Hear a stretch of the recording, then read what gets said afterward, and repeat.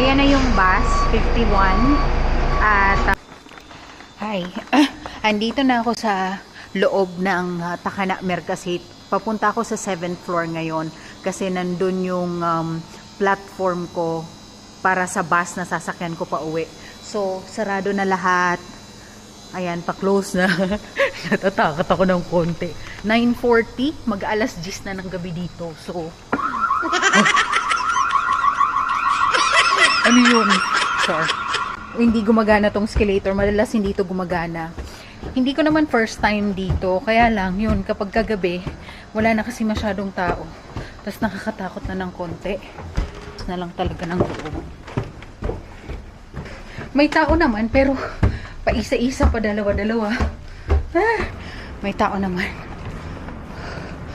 Platform number 14. Makikita kung anong platform. Ayan, ito number 12 to.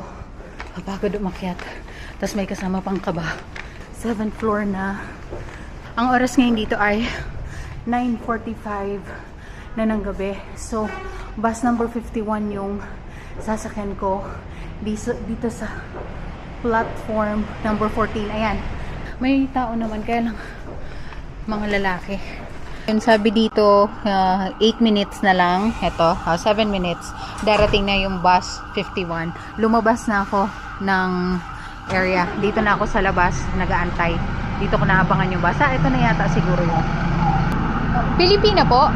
Ayun. Ano, may tanong lang po ako. Kasi di ba pagkagabi ganito diyan sa loob, safe pa ba? Like wala kasi mga tao, natatakot ako. Kasi sarado na. Opo, pero safe naman po. Kahit na yung alam mo yon, wala namang ano.